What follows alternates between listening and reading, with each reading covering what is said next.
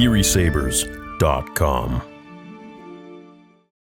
Hey everyone, and welcome to, finally, the first real episode of comparing the Revenge of the Sith novelization to the film. And if you didn't know, these are quite different pieces of media. If you think you know Revenge of the Sith really well, you're about to be introduced to a kind of a way more in-depth story that actually shows a much different perspective of things and really shows you the actual weight of every scene, and really actually changes a lot of the scenes entirely. So let's go ahead and continue with this video, which will be the first episode of an episodic series that will go over the book in different important scenes. In today's scene, we're going to go over Anakin, Dooku, and Obi-Wan in that first scene on the Invisible Hand ship with the film's opening. There was a huge level of depth that goes into the novel, which was signed off by George Lucas, compared to the actual film. Now, the film obviously has constraints based on time, what can be portrayed the best and the most entertaining and get the point across, whereas the book really opens up every scene and helps you to feel the gravity and the emotions of everything going on, plus a lot of the conversations that weren't actually in the film itself. Probably due to runtime constraints, but that's why there's like a 4-hour, Revenge of the Sith cut. In fact, there's, I'd say, even a 6-hour cut, according to Nick Gillard. So in this video, let's go over Dooku and really focus on him. I think he's a very underrated character, and he's actually really quite important, but a lot of people just know surface level stuff about him, and I think this video will really bring about everything that George Lucas wanted you to know from the novel that wasn't put into the film.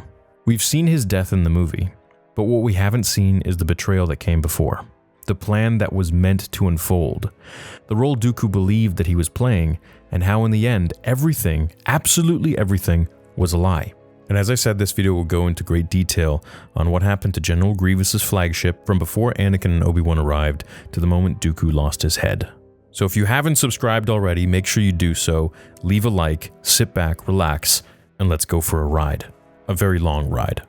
In the Revenge of the Sith, we start above Coruscant. The camera pans down, we see Obi-Wan and Anakin flying through an epic battle, bantering, weaving through vulture droids, dodging flak. It's thrilling, it's kinetic, it's fun. It feels like the start of a heroic adventure. But in the novel, this opening isn't about action.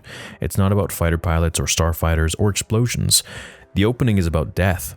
The death of dreams, the death of an age, the death of a Jedi. Here's how Matthew Stover's opening is different from the film. This story happened a long time ago in a galaxy far, far away. It is already over. Nothing can be done to change it. It is a story of love and loss, brotherhood and betrayal, courage and sacrifice, and the death of dreams. It is the story of the end of an age. Prologue, page 7. Let that settle in. This isn't just an adaptation of the film. This is a eulogy. From the very first paragraph, the novel wants you to understand this story isn't about winning. It's about losing beautifully. And then it says something that still gives me chills. Though this all happened so long ago and so far away, it is also happening right now.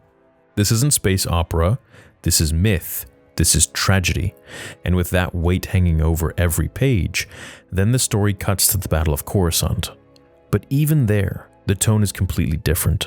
The book says, "The skies of Coruscant blaze with war. Beings watching from rooftops can find it beautiful. From the inside, it's different. From the inside, it's confusion, terror, pain, the gut-twisting panic of clone troopers being slaughtered in the halls of the Senate. There's no light-hearted banter here, no jokes about R2 or buzz droids. The novel doesn't start with fun, it starts with suffering, because this is not the beginning of a rescue mission, it's the beginning of the end of the galaxy." Before Anakin and Obi-Wan even arrived on the Invisible Hand, Count Dooku is already waiting. Not as a warrior expecting a fight, but as a partner in a final test for Anakin Skywalker. Here's what Dooku thinks is happening. According to the plan Dooku and Sidious agreed upon, they would stage a confrontation between the Jedi and the Separatist leadership. Dooku would be defeated by Skywalker and Obi-Wan, just enough to make Anakin look like a war hero. Palpatine would be rescued, Grievous would escape, but it wasn't just theater for public propaganda. It was designed to elevate Anakin. Sidious wanted Anakin to shine as the perfect Jedi hero, giving him political capital and a sense of destiny. In Dooku's mind, this was all part of the transition to a new empire, with Dooku still at Sidious's side. Page 50 of the novel makes this clear. Dooku thinks this is a test, a trial, the last step in Skywalker's initiation, a victory forged from the illusion of defeat. Dooku fully believes that after staging his own capture, he will be publicly redeemed and served as a founding figure in a new galactic regime. He even fantasizes about what it looks like once the war ends on page 55. Dooku would serve an empire of man. He would smash the Jedi Order and rebuild it anew, free from political corruption. The survivors of the Jedi Order would become the Sith army, the fist of the Empire. This was his dream, not to rule alone, but to rebuild civilization, enlightened and efficient, and yes, ruled by force. He believes he's part of the vision. He believes Palpatine has chosen him as a true partner. But there's one problem that Dooku didn't account for. Sidious had already found someone better. The real plan was Palpatine's true apprentice. He never intended to rule with Dooku. He always wanted Anakin, since he saw him when he was 9. Dooku was a placeholder, a tool, a stepping stone, just like Maul. And Dooku realizes this far too late. Because as Anakin and Obi-Wan approach, Sidious sits shackled in a chair, putting on a show. Palpatine's entire performance is designed to manipulate Anakin. He appears bruised, beaten, helpless. He begs for help. In the novel, when Anakin sees him, Stover writes, Anakin didn't know what to say. Palpatine looked frightened. He had never seen fear on the Chancellor's face before, on page 65. It's an act, and it works, because it disarms Anakin emotionally. And when Dooku finally appears to confront the Jedi, the script begins. The lights come up, Dooku emerges from the shadows, flanked by 2 super battle droids. He says, General Kenobi, Anakin Skywalker, gentlemen, a term I use in its loosest possible sense. You are my prisoners. Page 66, ironically enough. This line doesn't appear in the movie, but it sets the tone. Dooku thinks he's in control. He toys with Obi-Wan and Anakin, mocking them. He believes they're children compared to his mastery. And to be fair, at first he's right. They are. He uses precision, Makashi dueling to separate them. He flips tables, uses the environment, and stays 2 steps ahead. But then something changes.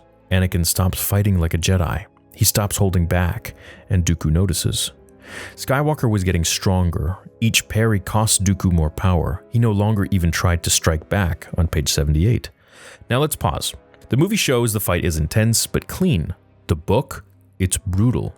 Dooku throws chairs at Anakin, slams him into walls, crushes him under the situation table. Force kicks him in the face, even uses Obi-Wan as a bludgeon. At one point, he uses the Force to send Kenobi flying across the room and slams him into a wall so hard that it collapses, like we saw. Kenobi's fall suddenly accelerated. He struck the floor at a steep angle, skidded along it, and slammed into a wall so hard the hydro-foamed permacrete buckled and collapsed onto him, on page 79. But despite all of this, Anakin rises. He doesn't get tired. He doesn't slow down. He just gets angrier, faster, stronger. And Dooku realizes, this boy has the gift of fury, page 80. Dooku tries to bait Anakin with taunts. Mind you, keep in mind here, Dooku fully believes that this is all part of the test, and he's just simply toying with Anakin. He's not fighting him to kill him. He's fighting him like Vader fought Luke to get him to join them, almost. But you know, it's a ruse. It's a play. Only Anakin's not playing. Aren't you a little old to be afraid of the dark? Page 81. But it backfires because Anakin stops talking. He stops reacting. He just attacks. And finally, Sidious, still pretending to be the captive Palpatine, gives the command, kill him now. And here we get one of the most heartbreaking lines in the entire novel. Dooku thought blankly, kill me? And through the cross of their blade, he saw in Skywalker's eyes the promise of hell. He realizes this isn't a show. This is real. Sidious has betrayed him. The moment of clarity washes over him like ice. Treachery is the way of the Sith, as it was written on page 82. And we all know what happens next. Anakin crosses the sabers, Dooku is disarmed, literally, and then in one clean motion he dies. But the novel gives us more than just the swing. It gives us Dooku's internal scream. He doesn't die thinking of power. He dies in confusion, in betrayal. He thought that he was the heir to the Empire. He thought he was going to help rebuild civilization. Instead, he dies realizing he was never anything more than a stepping stone. He dies knowing that Darth Sidious used him, just like Sidious will use Anakin, just like he'll use the entire galaxy. And he can see it all in a flash, which Anakin will come to know. And what about Anakin? In the film, he breathes heavy, says, "I shouldn't have done that, it's not the Jedi way." In the book, he goes further, page 83. This is the death of Count Dooku. A starburst of clarity blossoms within Anakin Skywalker's mind when he says to himself, "Oh, I get it now," and discovers that the fear in his heart can be a weapon too. In this moment, Anakin realizes that he liked it. He liked the kill. So in the film, we see that Dooku dies quickly. Sidious's betrayal is sudden. Anakin's regret is brief. It's a turning point, but subtle. Whereas in the novel, Dooku dies in terror, in disbelief. His thoughts scream, "Kill me," and the realization hits. The duel is savage, filled with chairs, force blasts, force kicks, body slams, psychological warfare, everything. And Anakin doesn't just turn, he begins to transform. It's not a turning point, it's an execution of Dooku, of Anakin's innocence, of the Jedi, and of the Republic. The film shows you the moment that Count Dooku dies. The novel shows you the moment that his soul is shattered. He was the last Jedi who walked away, the man who once stood for reform, for integrity, for principle. And he died, hands severed, kneeling at the feet of a boy who didn't even know the war had already been lost. He died because he believed in Darth Sidious. And if Dooku, with all of his wisdom, skill, and experience, could be fooled, what chance did Anakin Skywalker ever have?